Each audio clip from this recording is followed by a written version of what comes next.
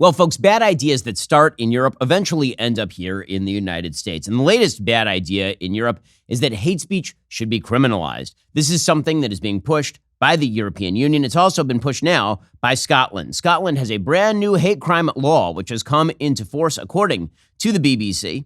This brand new hate crime law essentially criminalizes, quote, stirring up hatred relating to age, disability, religion, sexual orientation, transgender identity, or being intersex. The maximum penalty is a prison sentence of 7 years. Apparently, you're an offender if you behave in a manner that, quote, a reasonable person would consider to be threatening or abusive.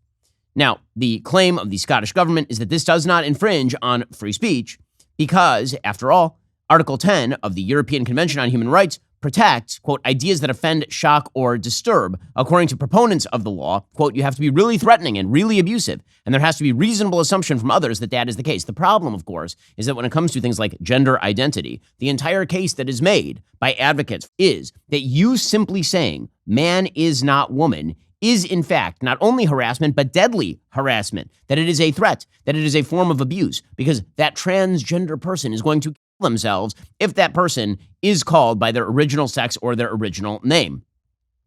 This is obviously incredibly dangerous stuff. The fact that Scotland has gone forth in this manner is pretty astonishing. The current First Minister of Scotland is a person named Yousaf, and here he was explaining the law yesterday. The only concern you should have when it comes to the new stirring up offences is if your behaviour is threatening or abusive and intends to stir up hatred. And by the way, even if that is the case, there are some defences such as the reasonable person defence and so on and so forth. So unless your behaviour is threatening or abusive and intends to stir up hatred, then you have nothing to worry about in terms of the new offences being created. If your behaviour is threatening or abusive and does intend to stir up hatred against Jews or Muslims or disabled people or gay people, then I think the law should protect those people who are the victims of that potential hatred.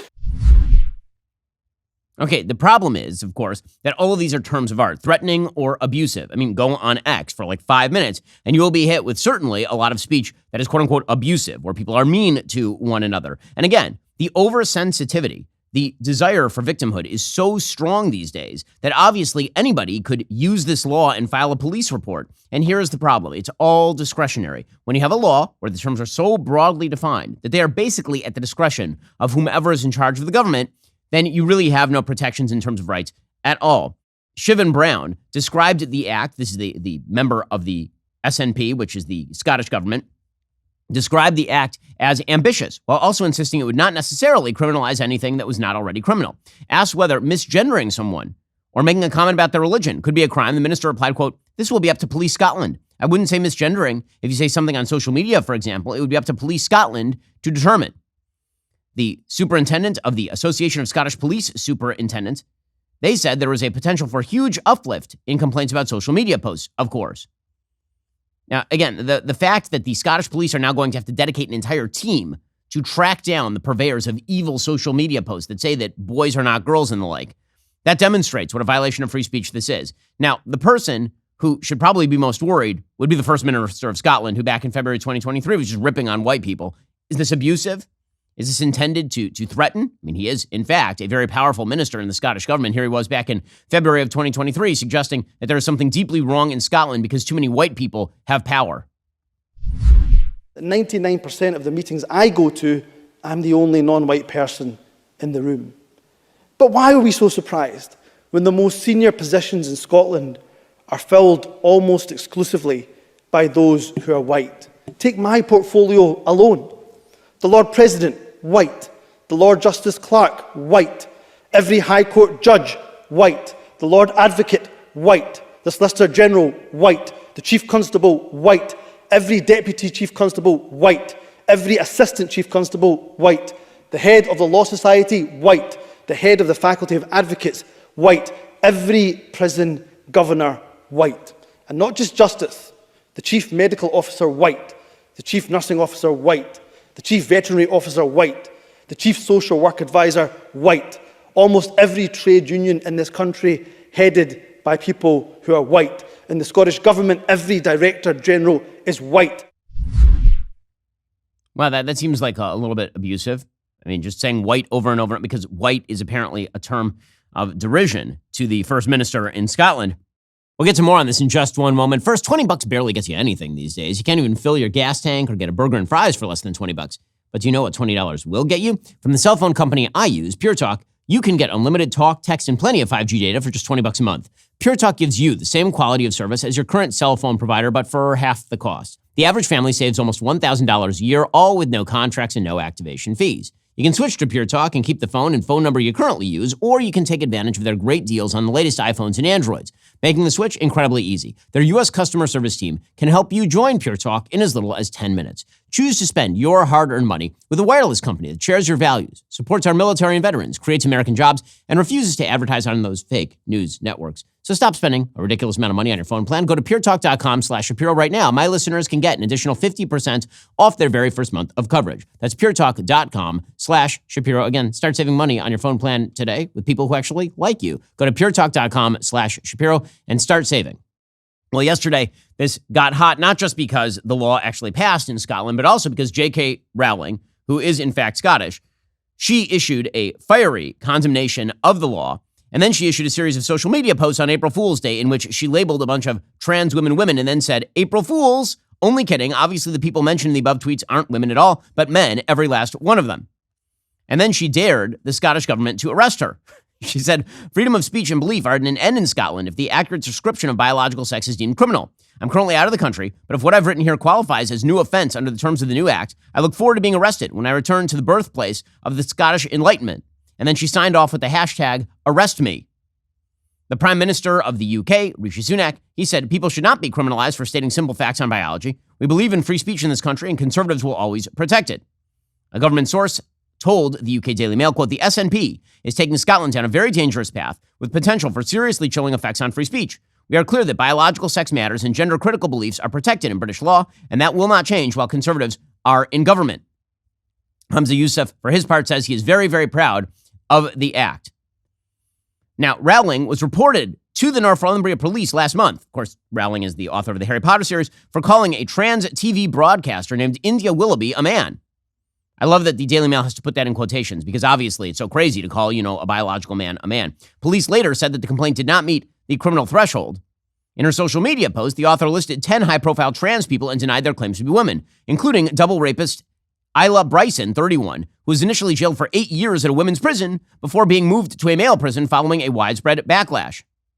Rowling said in passing the Scottish Hate Crime Act, Scottish lawmakers seem to have placed higher value on the feelings of men performing their idea of femaleness, however misogynistically or opportunistically, than on the rights and freedoms of actual women and girls. The new legislation is wide open to abuse by activists who wish to silence those of us speaking out about the dangers of eliminating women's and girls' single-sex spaces. The nonsense made of crime data, if violent and sexual assaults committed by men are recorded as female crimes, the grotesque unfairness of allowing males to compete in female sports, the injustice of women's jobs, honors, and opportunities being taken by trans-identified men, and the reality and immutability of biological sex. J.K. Rowling writes, for several years now, Scottish women have been pressured by the government and members of the police force to deny the evidence of their eyes and ears, repudiate biological facts, and embrace a neo-religious concept of gender that is unprovable and untestable. The redefinition of woman to include every man who declares himself one has already had serious consequences for women's and girls' rights and safety in Scotland, with the strongest impact felt as ever by the most vulnerable, including female prisoners and rape survivors. She concluded, it is impossible to accurately describe or tackle the reality of violence and sexual violence committed against women and girls, or address the current assault on women's and girls' rights unless we are allowed to call a man a man. So, good for J.K. Rowling, who is using her extraordinary power in order to stump for truth. Now, why should we be worried about this sort of stuff coming across the water to the United States? I mean, after all, we have a First Amendment, don't we? Well, the answer is that if, in fact, there were a left-wing majority on the Supreme Court, there is very little doubt that, quote-unquote, anti-discrimination law, which applies in a wide variety of jurisdictions across the United States, would, in fact, be applied to crack down on free speech. That it would not, in fact, be considered free speech to engage in, quote-unquote, discrimination in a place of business, for example. And by discrimination, that might mean that you said that a man was a man. That would be verboten under anti-discrimination law in places like New York and California. And again, the Supreme Court right now has a majority of conservatives on it. But if there were, in fact, an activist Supreme Court left-wing majority, they would undoubtedly curb the First Amendment so as to mirror the law in places not only like Scotland, but also in places like Canada. the entire West has decided that the First Amendment, that free speech principles, not only are in play, but absolutely should be thrown out in favor of the sensitivities of quote-unquote victimized groups. Now, all of this is the wages of a new paganism, of a new pagan ideology that has decided that basic Western values, like free speech and freedom of religion, like property rights, all these things that the West has been characterized by for centuries at this point, that all of those things are inherently bad and inherently discriminatory. And that pagan ideology has gained root. Why? Well, it's gained root because all of this, free speech, freedom of religion, all of these things are rooted originally in Judeo-Christian values. The idea of freedom of religion is rooted in the Peace of Westphalia, which again arose from conflict between Protestants and Christians during the 30 Years' War. The idea of freedom of speech is an Enlightenment concept that relies on the idea of freedom of mind, and that freedom of mind is reliant on a notion that we have as human beings, a core obligation to seek a higher truth. And that core obligation to seek a higher truth requires us to have discussions with one another, to investigate and to pursue. That is a religious concept. Okay, all of these things are outgrowths of Judeo-Christianity. The author Tom Holland, who wrote a book called Dominion, he's pointed out that pretty much everything in the West is an outgrowth uniquely of Christian ideals. Well, the problem is that the West has cut itself off from the roots of its own ideology. There's a philosopher named Will Herberg who was writing about Judaism, but this certainly applies to Christianity. What he wrote is, quote, "The moral principles of Western civilization are in fact all derived from the tradition rooted in Scripture and have vital meaning only in the context of that tradition. The attempt made in recent decades by secularist thinkers to disengage these values from their religious context in the assurance that they could live a life of their own as a quote-unquote humanistic ethic has resulted in what one writer has called our cut flower culture. Cut flowers retain their original beauty and fragrance, but only so long as they retain the vitality that they've drawn from their now severed roots. After that is exhausted, they wither and die. So, with freedom, brotherhood, justice, and personal dignity, the values that form the moral foundation of our civilization. Without the life-giving power of the faith out of which they have sprung, they possess neither meaning nor vitality. Morality ungrounded in God is indeed a house built upon sand, unable to stand up against the vagaries of impulse and the brutal pressures of power and self-interest." And this is exactly right. We live in a cut flower culture, as Herberg put it. We live in a culture that is living off of the exhaust, off of the fumes that are left in the tank from millennia of Christian civilization and before that Judaic civilization. As we have cut ourselves off from those roots, we are flowers that are still in the vase, but they are withering, and they are withering quite quickly.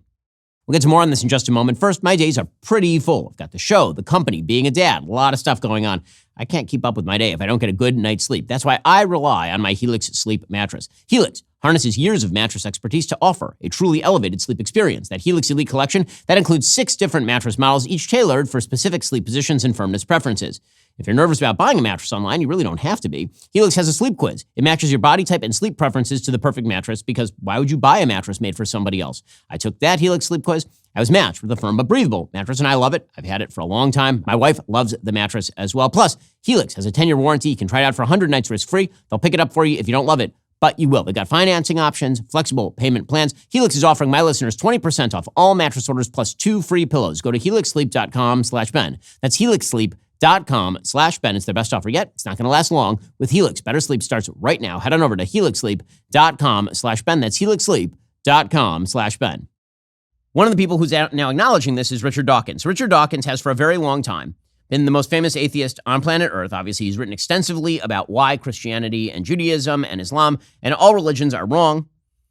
He's written about the so-called God delusion, this idea that a belief in a higher power is in fact a delusion, but he has simultaneously called himself a cultural Christian. So here he was on LBC talking about his views of cultural Christianity. Well, I must say I was slightly horrified to hear that Ramadan is being promoted instead. I do think that we are culturally a Christian country. I call myself a cultural Christian. I'm not a believer, but there's a distinction between being a believing Christian and being a cultural Christian. And so, I love hymns and Christmas carols, and I sort of feel at home in the Christian ethos. I feel that we are a Christian country in that sense.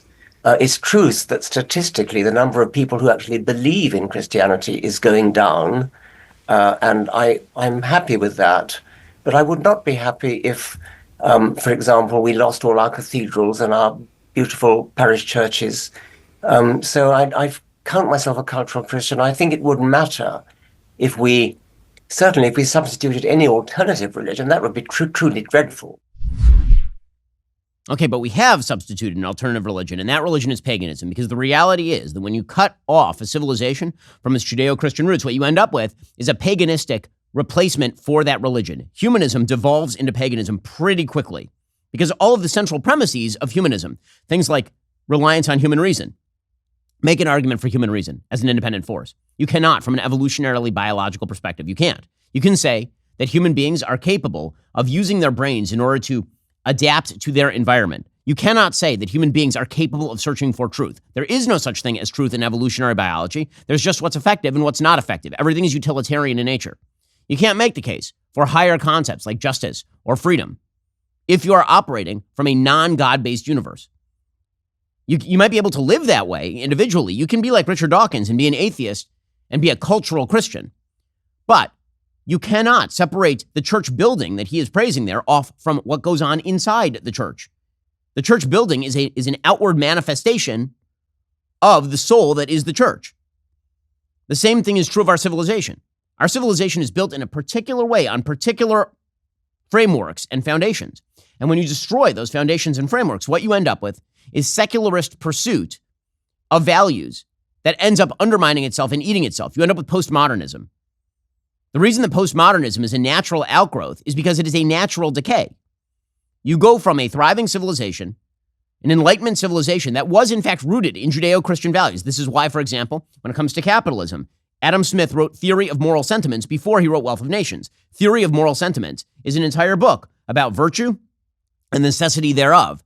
And then he wrote Wealth of Nations, which was predicated on the idea that when you have a civilization that does in fact promote virtue, capitalism can thrive. The same thing is true of things like free speech. These all exist on deeper foundations. Those deeper foundations are religious in nature. Trying to separate those off, pretending that they are the natural state of the world, is historically ignorant. History is in fact contingent. The Enlightenment rests on Christian bases. Pretending that it does not means that you end up severing the two. And an Enlightenment severed from its Christian bases ends in terror. It actually ends in gulags and death camps. This is the point that Nietzsche was making near the end of the 19th century. He was making the case that when you kill God, you don't, in fact, end up with a higher secular humanism. You end up with a pagan pursuit of power. You end up with the pursuit of the Ubermensch because you live in a cold, meaningless universe in which will is the only thing that matters. Power is the only thing that matters. This is why the arguments that are currently made about how, for example, freedom of speech is just a guise for power. This is the argument the left makes against freedom of speech.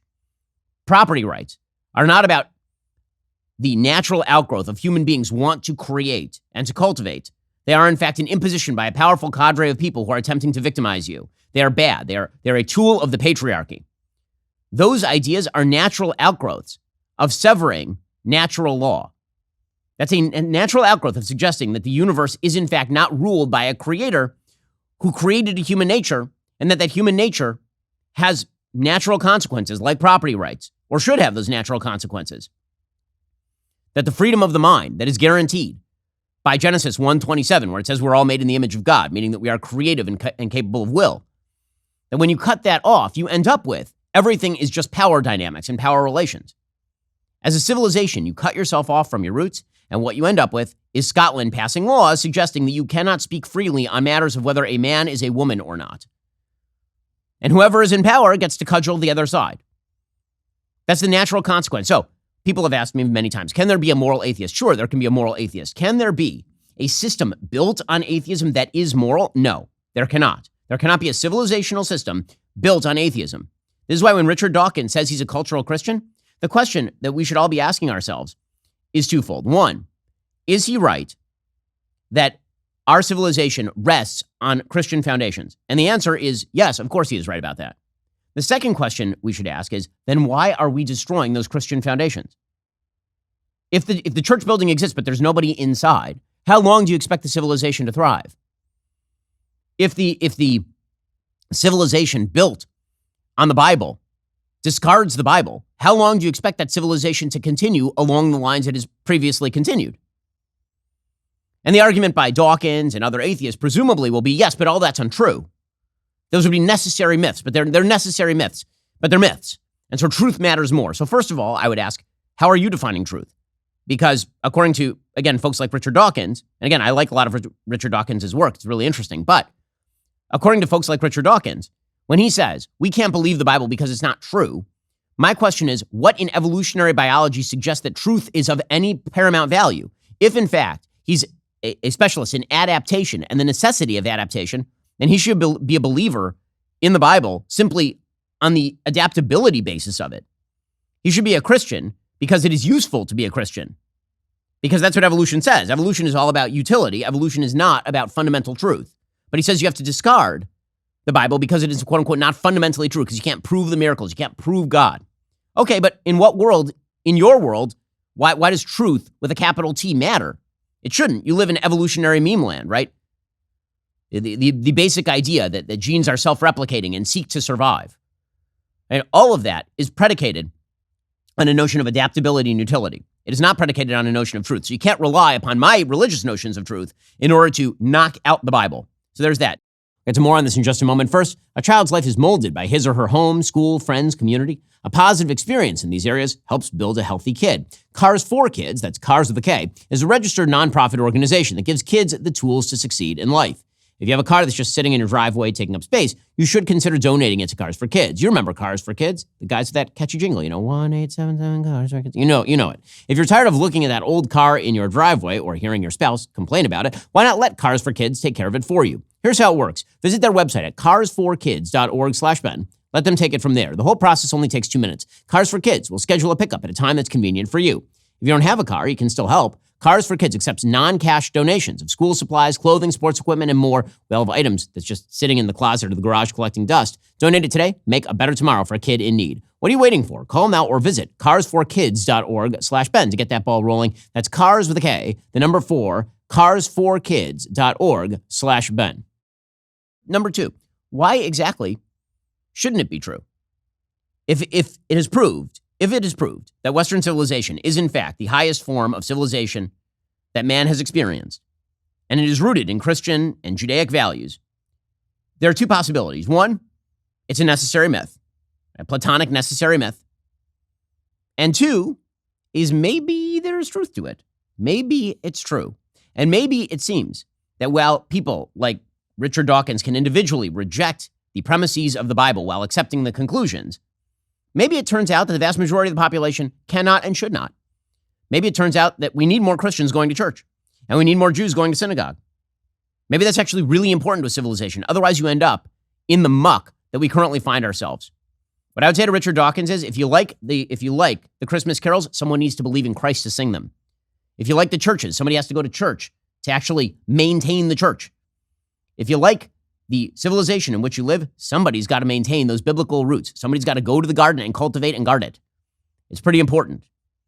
And when you don't, what you end up with is the American White House. So the Biden White House obviously spent the weekend suggesting that Easter was of secondary importance. Trans Day of Visibility was, of course, of primary importance. Pretty much all the members of the cabinet spoke on this, including the Secretary of Education. It's very important that our Secretary of Education here in the United States speak to young Americans while wearing a Pride Progress flag pin. It is amazing how quickly all of the left-wing progressive memes make themselves absolute necessities in the Democratic Party. It really is amazing. I'm talking about the flag. Remember that time there was just a gay flag? Remember that? It was just a rainbow flag? And then, like 2 years ago, they started promoting the Pride Progress flag, which is this ugly triangle coming in, and it only had the trans colors. And then George Floyd died, and then they added the brown and the black. Well, now, by the way, there is a second triangle that's coming in from the other side. So a flanking maneuver by various intersectional identity groups. Pretty soon the rainbow is going to be completely crowded out. But celebrating Trans Day of Visibility was our Secretary of Education while speaking to small children. He's wearing this Pride Progress flag pin instead of an American flag pin. Because after all, these are the values of the West now, is the Pride Progress pin, not the American flag. To the many transgender students across the country listening on this Trans Day of Visibility, we in the Biden-Harris administration want you to know that we see you, we support you, and we celebrate you. We also know it's not an easy time to be you. Today, we at the Department of Education want you to know that your school, your community, and your country are better because you're a part of it. You don't just belong here. We need you here. From all of us here at the Department of Education, happy Trans Day of Visibility. Happy Trans Day of Visibility from your Department of Education, federally funded. Or maybe you prefer Rachel Levine. Proud to stand with fellow trans Americans and where I love that this person pretends to be an admiral. Like, ahoy here. On this Transgender Day of Visibility, we must continue to make focused and ongoing efforts to end inequities, eliminate the impacts of injustice, and improve access to care for everyone. Today of all days, I stand proud and visible with my fellow transgender Americans. Happy Transgender Day of Visibility. So much. Okay, so the White House was then asked about the fact that Transgender Day of Visibility had replaced Easter. Were Easter messages released by each member of this cabinet? I missed it, if so. Here's Karine Jean-Pierre, however, denying that Trans Day of Visibility had been purposefully timed for Easter. I do want to say a couple of things because I think it's important here. As you just stated in your questions, what we've been hearing out there, a lot of misinformation done on purpose.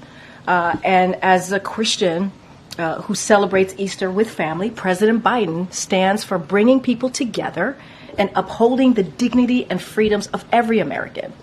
Now, sadly, and it's not surprising, right? It is actually unsurprising that politicians are seeking to divide and weaken our country with cruel, hateful, and dishonest rhetoric. It is dishonest what we have heard the past 24 hours. It is untrue what we heard over the weekend. How's it untrue? How's it untrue? So the White House says, but this is the day that Trans Day of Visibility is. It's like, since time immemorial, Trans Day of Visibility has been on March 31st, and it just couldn't be moved. It was too important. There's no way to move it.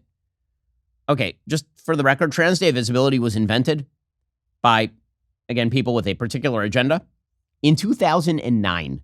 In 2009, the White House did not memorialize Trans Day of Visibility until Joe Biden was president of the United States. So it's like 4 years old, according to the White House.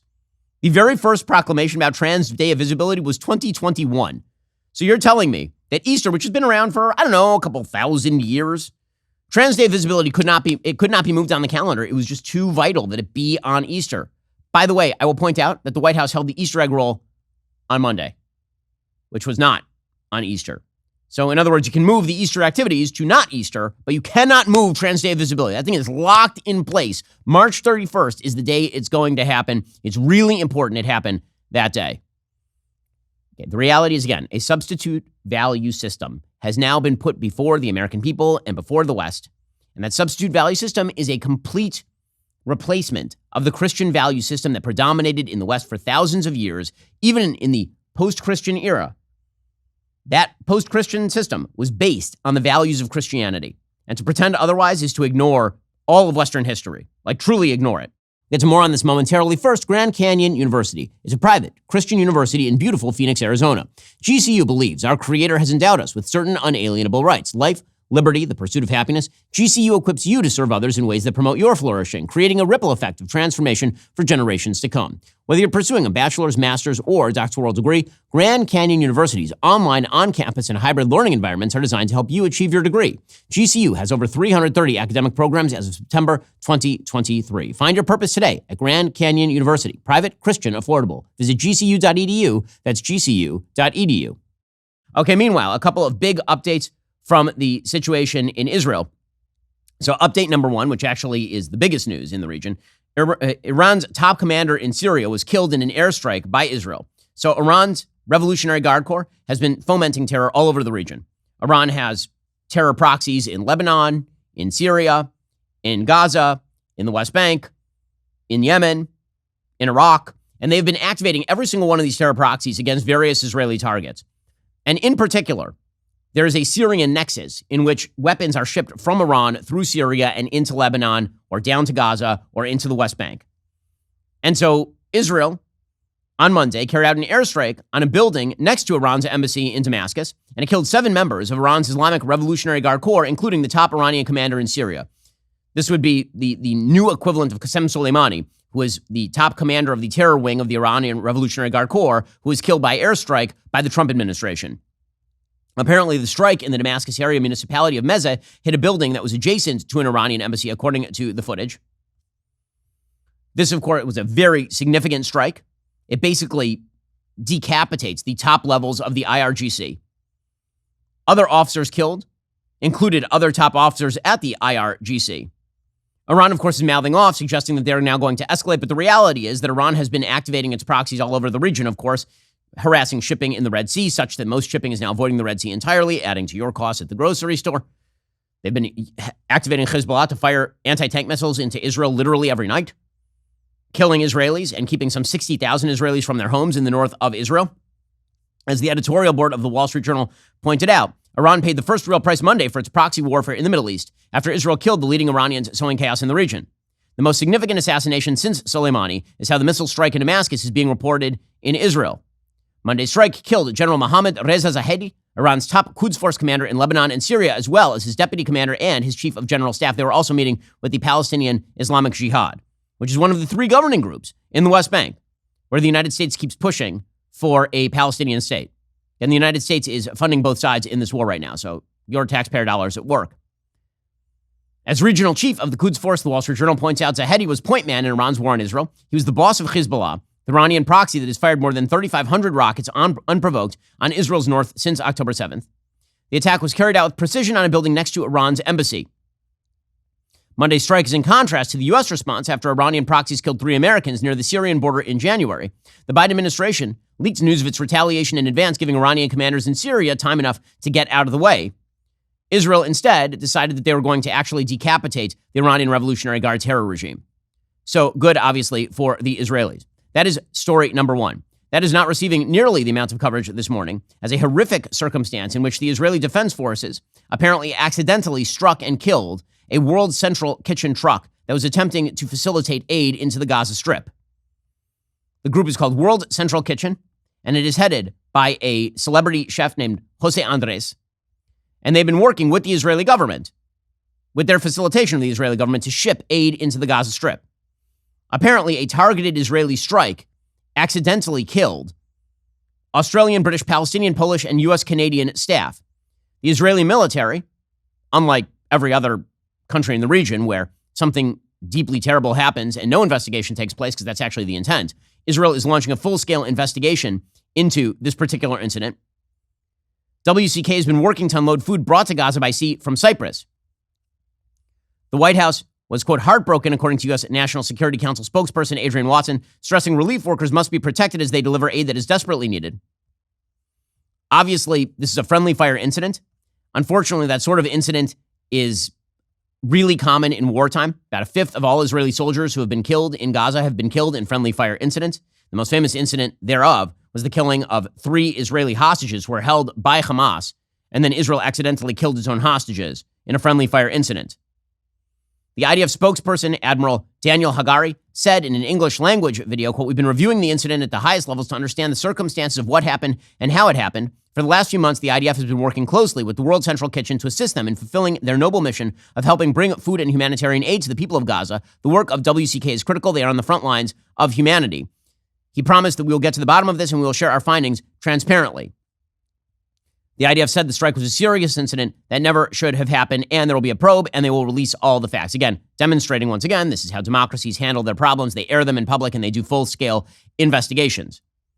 Nonetheless, this is being used as a rationale for now promoting a ceasefire against Hamas, which is weird since Hamas would kill aid workers without any sort of investigation. They've been killing aid workers for legitimately months at this point.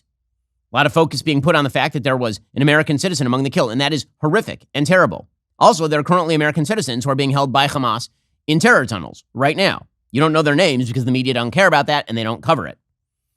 So this terrible incident will undoubtedly be spun as sort of case number 1 for why Israel is bad, despite the fact that, again, it was, number 1, an accident by all available information, and 2, Israel will do a full investigation into it.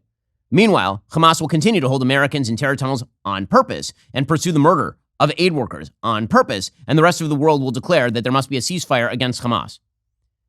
The media coverage of these sorts of situations is always incredibly ugly, and it's pretty obvious exactly what the media are attempting to do with that sort of coverage. Okay, in just 1 second, we'll get to another piece of news from the region first. BenKey is a brand new kids entertainment app from the Daily Wire. It's available right now on Roku, Samsung Fire TV, Apple TV, Android TV, and more coming soon. Best of all, you can try it for 14 days absolutely free. With BenKey, there's no more worrying about inappropriate content or hidden agendas being pushed into kids' programming. You only get high-quality shows made for kids that align with your family's values. It's like having a personal filter for your kids' entertainment. If you need another reason to start your trial right now, BenKey's most popular show, Chipchilla, it's back for season 2 this Saturday. Try BenKey for free with our 14-day trial, no strings attached, no hidden fees, just incredible shows your kids will actually love and you can trust. How do I know? Because, well, we designed this thing basically for my kids. I mean, my kids are allowed to watch BenKey because I know that it is values approved. Head on over to bentkey.com, use code UNLOCKED, get 14 days of unlimited access to a world of adventure. Your kids deserve it. You deserve the peace of mind. Meanwhile, the other big piece of news from Israel is that Israel has now passed a law barring the distribution of Al Jazeera in Israel. Al Jazeera is, of course, the Qatari-funded propaganda network on behalf of terror regimes all around the world, including Hamas. They have promoted pretty much every myth promoted by Hamas since the beginning of the war. Many of the Al Jazeera quote-unquote reporters work hand in glove with Hamas in the Gaza Strip. The Knesset in Israel approved on Monday the so-called Al Jazeera law, which gave the government temporary powers to prevent foreign news networks from operating in Israel if they're deemed by the security services to be harming national security. This sort of stuff is fairly common across the world during times of war. During World War II, Der Stürmer was not distributed inside the United States, to the best of my knowledge, because, again, foreign propaganda that is being run by actual enemies of whatever is the administration in power, not just the administration, the entire country. Those sorts of things happen fairly regularly during wartime. Not a giant shock. The United States is expressing concern over the legislation. White House Press Secretary Karine Jean-Pierre had comment, of course. So as it relates to, and I think you're speaking specifically, at least the reports that we've seen is about Al Jazeera specifically, but it doesn't matter, whichever, right, journalist more broadly. But to those particular report, we've seen the reports, and certainly I'm going to refer to Israel for what they may or may not be considering. But if it is true, a move like this is concerning. We believe in the freedom of the press. It is critical. It is critically important, and the United States supports the critically important work journalists around the world do. And that includes those who are reporting in the conflict in Gaza. So we believe that work is important, the freedom of the press is important, and if those reports are true, it is concerning to us. Okay, there's only one problem, which of course is that Al Jazeera operates in the interests of Hamas. Former Representative Ileana Ros-Lehtinen has explained in a report prepared for Congress that the network, quote, repeatedly undermines U.S. interests in the region by supporting extremist groups like the Muslim Brotherhood, Hamas, Al-Qaeda, and the Al-Nusra Front. Moreover, Qatar uses its state-owned, state-funded, state-directed, state-controlled Al Jazeera media network to project this vision to the United States public. Al Jazeera has effectively acted as a mouthpiece for Hamas. In a report from Memory, the Middle Eastern Research Institute, since October 7th, Al Jazeera has been airing official military announcements and threats by Hamas spokespeople, as well as by other terror organizations on an almost daily basis. They have made false allegations about rape, for example, at Shifa Hospital, which they then had to back off. I noticed that Karine Jean-Pierre does not have anything like this to say about Ukraine, where Vladimir Zelensky has shut down many opposing media outlets in the middle of a war. Nothing to say about that whatsoever. Again, the disparate treatment is rather fascinating. The reason, of course, is because the Democrats are very scared of their left flank. They are scared of people like Pramila Jayapal, the progressive nutjob from Washington State, who is suggesting that the crisis in Gaza is, quote unquote, breaking their coalition, which again is strange because the United States really is not involved very much in what is going on over there other than continuing aid to an American Democratic ally against a terror group. This particular issue on Gaza is breaking our coalition. We need that fragile coalition to come back together. But this is a moral issue for people. And so there's not a lot of time to fix it. The worse it gets in Gaza, the harder it gets to bring people back in. Okay, well, I mean, it's really not that Biden's going to lose the progressives. They're all going to vote for him against Donald Trump. The real problem, of course, that he's going to lose the moderates, but his math is all bollocksed up. Meanwhile, speaking of Ukraine, according to the New York Times, Speaker Mike Johnson has begun publicly laying out potential conditions for extending a fresh round of American military assistance to Ukraine. The strongest indication yet that he plans to push through the House a package many Republicans view as toxic and have tried to block. His terms may include tying the aid for Kyiv to a measure that would force Biden to reverse a moratorium on new permits for liquefied natural gas export facilities, something the Republicans would see as a political victory against the Democratic president's climate change agenda. Johnson said Sunday in an interview on Fox News, when we return after this work period, we'll be moving a product, but it's going to have some important innovations. Apparently, one of the possibilities is to push the aid to Ukraine as a loan. Now, the reality is that Johnson is stuck between a rock and a hard place with his own caucus, because there's obviously a hard core of people inside the Republican caucus, maybe 10 to 15 Republicans at most, who are unwilling to facilitate any aid to Ukraine, who apparently are perfectly willing to watch Russia march into Kyiv, which is a strange take if you believe that America's interests are paramount in the world. If you believe America first, and I do believe that American interests come first, I don't see how it's quite in America's interest to allow Russia to march directly into Kyiv thanks to shortage of weaponry in Ukraine. That does not seem to make a lot of sense to me on a sort of realpolitik level, putting aside all of the rhetoric. Nonetheless, Johnson has a problem on his hands because the Republican majority is very narrow, and because Kevin McCarthy, in order to become Speaker, instituted a set of rules whereby one member of the House Republican caucus can challenge the Speaker and then effectively force a vote of no confidence on the Speaker of the House. That rule needs to go. That rule is unworkable. It essentially allows a group of 10 Republicans to overrule the other 210 Republicans who are in the House. It's really stupid, and it needs to stop. The reality is that the process of legislation is a job of sausage making, and the sausage gets made in really ugly ways. But the job of the legislator is to make the sausage.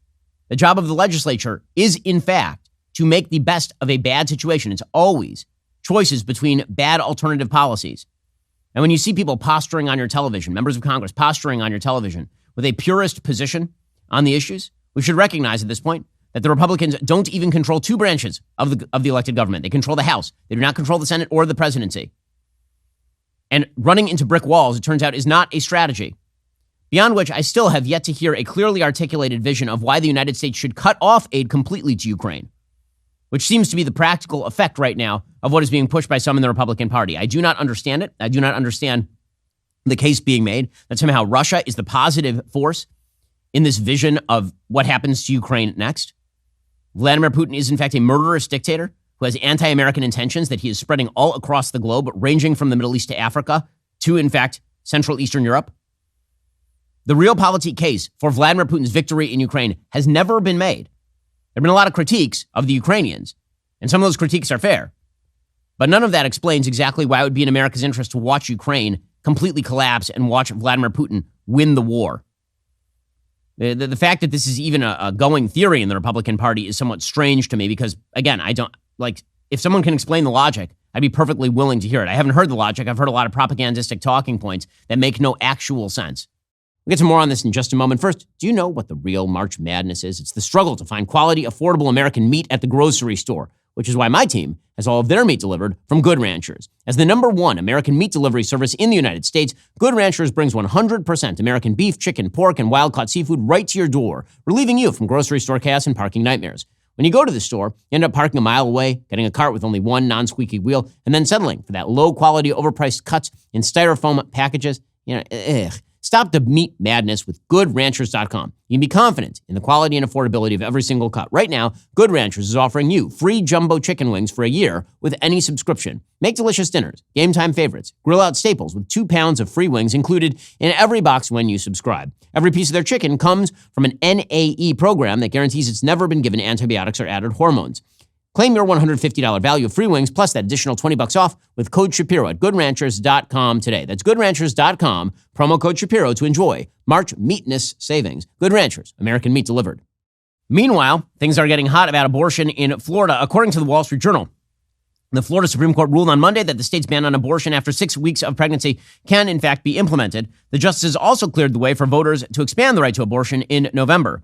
That, of course, is going to be a hotly fought issue even in the state of Florida, because the state of Florida moved from the Roe versus Wade standard, which was effectively abortion on demand until late term, up to 6 weeks, which is a pretty hefty move.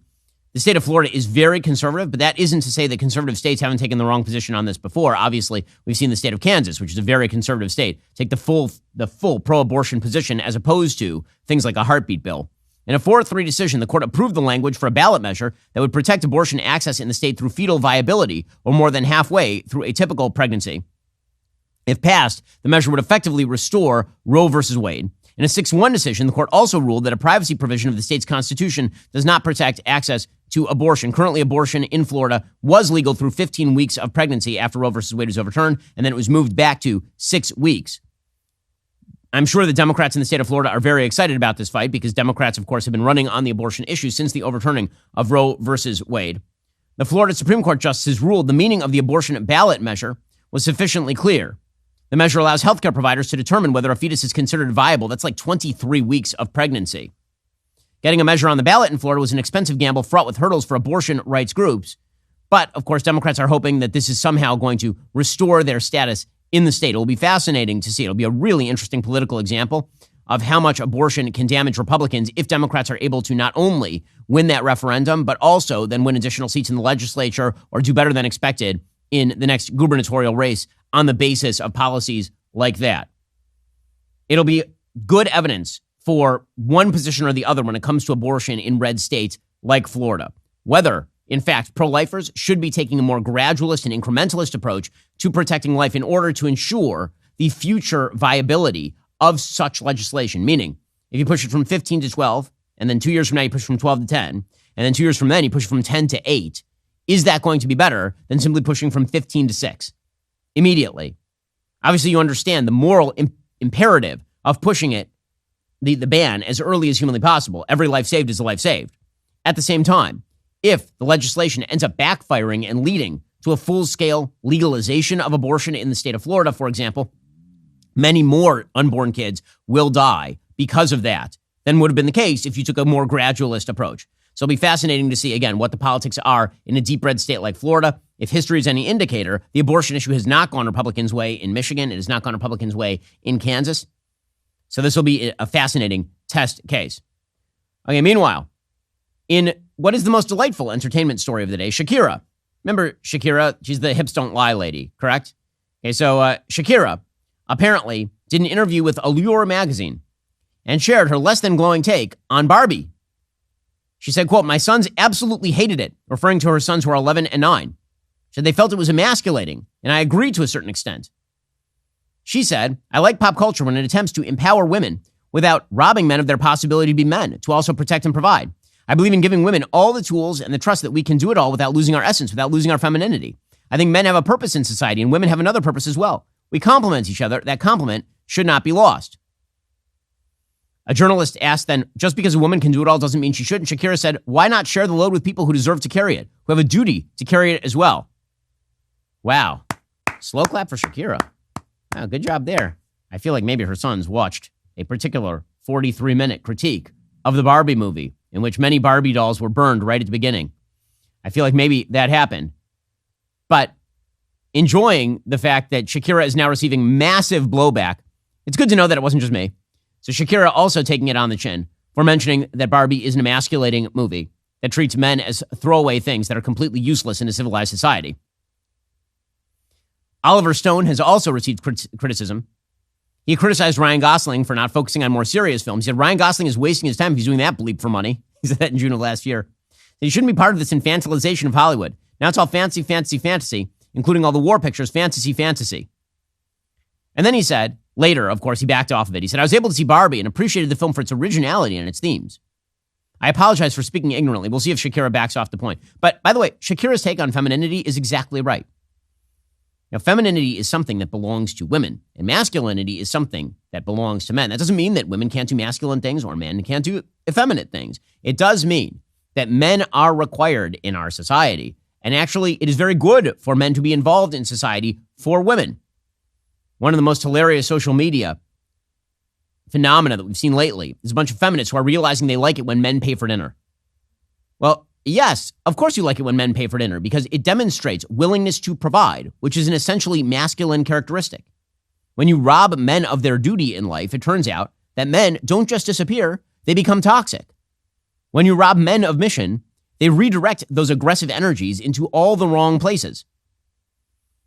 There's a great book by George Gilder, sort of a philosopher economist, called Men and Marriage, all about this. And his suggestion is that basically men are robber thieves who act aggressively until they are civilized by women, and all of those aggressive energies are channeled in the direction of building. So either men are going to destroy or men are going to build. When you shut men out of the building apparatus, particularly in terms of building a family, when you don't channel men's aggressive instincts toward protection of wife and hearth and home, you end up with aggressively very bad men. You end up with no men, you end up with really bad men. Half population, still going to end up being men. The only question is whether those men are going to be channeling their energies in a positive and good direction, or whether they're going to be following WWE light figures who are boasting about their muscles shirtless while driving Lamborghinis around and running sex rings. Right? Those are the choices that you have. And there are no other choices. Either men are going to channel their aggressive, testosterone-driven instincts into something good, productive, and wonderful society. They're going to build up, or they're going to tear down. Either they're going to build cathedrals, or they're going to tear cathedrals down. There's no in between.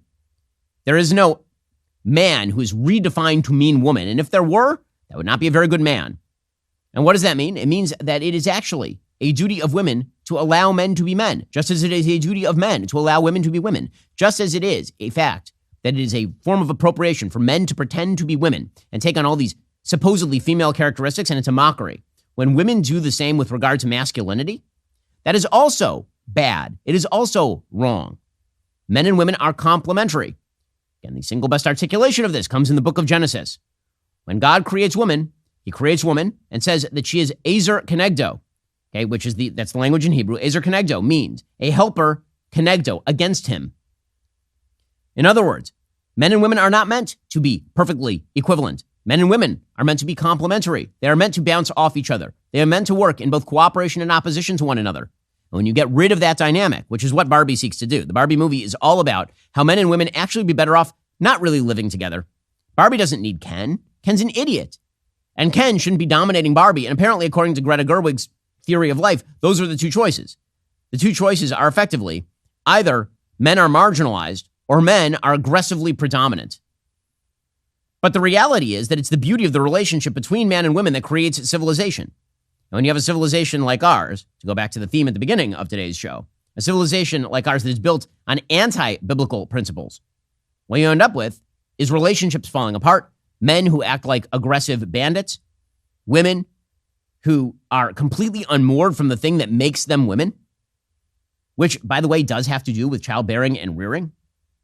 And everyone is less happy. Everyone is less happy, which is why, again, we have the most prosperous and free society in the history of humanity, and we have extraordinarily high depression rates in the West. Not a shock. A cut flower cannot grow. Alrighty, coming up, apparently young Americans are disillusioned with capitalism. Well, then they're losers. If you're not a member, become a member. Use code Shapiro at checkout for 2 months free on all annual plans. Click that link in the description and join us.